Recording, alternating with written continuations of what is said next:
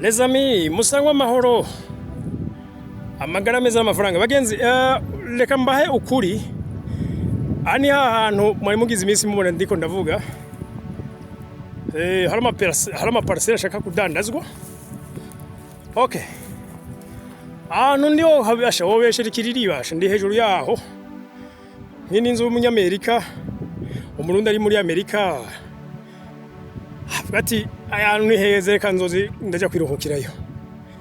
Ahepfo mubona ari barabicamo hajya hikeri kamari kare nkari ya rigenda ahantu kuri zone bita Mudubugu. Hariho ni kambi bita ka Mudubugu. Rero nk'amakuru je mfise nuko nk'iryo barabara ligira ligigwe ikaburimbo. Eko. Kaburimbo rico nga ariko nari yapfa kandi burya hariho ibarabara lija mu Cibitoke cya Rugombo rica nga girenganira n'igikaburimbo. Mucamona ko hari imiji myinshi haya ndazuminge biriya byose n'imiji. Ego nukuvuga rero hano hantu ku bantu mwagumye mumbaza nukuri narose ama message menshi reka ngenda zishure ngaha ahantu ntihari viabilize oya mugabo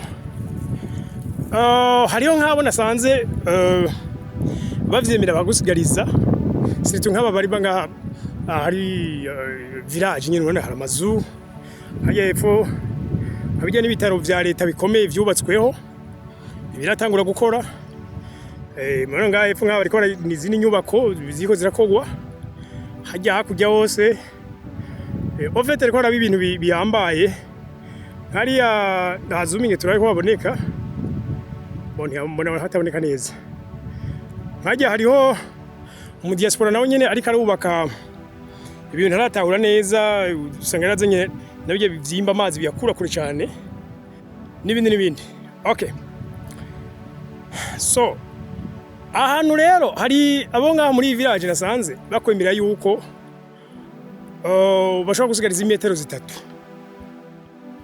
ati nihagera igihe cyo kuba viabilize nubundi wewe nubundi byoba ngo uzosanga bagutwaye imetero 3 donke izibarabara atariko kandi birashoboka nuko litazoci wawe ariko bagategekanisha hana mu muji mugari ahantu hirya gatoya murana ahantu usanga hari vide hajya ama parcelle yose yarafajya hose yarafashwe negenda habaze nanjye nashaka kugura nyine harafashwe ariko vyarangiye ngiye kugura hirya ona iyi nzira nga hajya hirya aho gato wala niyo nagiye kugura hari umworozi afite inzu y'inkoko ndamuzuminge neza nuriya ndabo ko yari kundi kure yaboneka neza mugabo ujya n'umworozi afite inkoko zishika 15,000 nkoko 15,000 nyinshi rero je ndumubanyi wiwe iruhande gato hani ama parcelle nababwira handi ko ndarabisha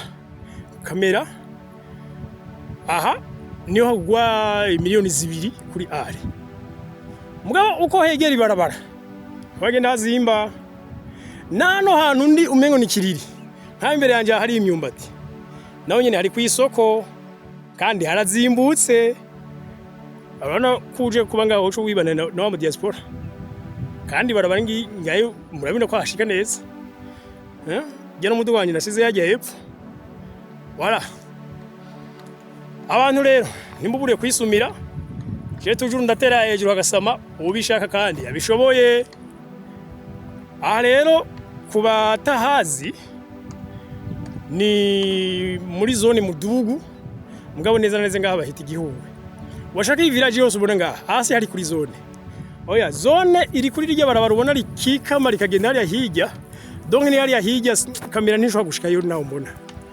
mugabo hari ni montunge singira muri vya gisirikare nta n'ivyo nzi mugabo niyo ngo hakunze guforumigwa abasirikare bene bagiye usanga bariko rategurwa kuja kuba mpuza makuru cya gutabara mu bihugu bitandukanye voilà rero ko bazohakenera reka ndabaka nimero ni 68 013 513 68 ubusa 13 513 Voilà.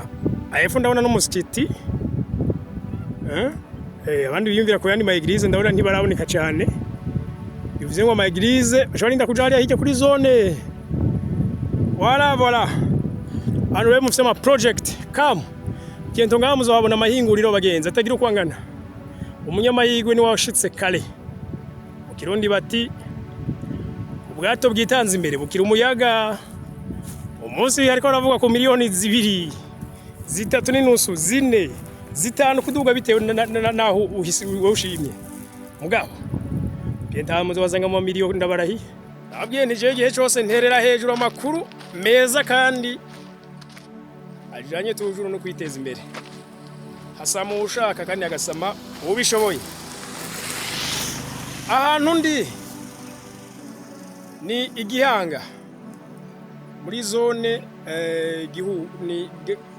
Gihungu yes. Ego ahantu rero urabona ko ngari kwibarabara sivyo ndi kwibarabara ibarabara ryiza cyane amatara arahari amazi nibiki haregere na zone washaka zone mudubugo. Okay, hariho ahantu ngiye kubereka ku bantu bishakira parcelle sivyo ni kwibarabara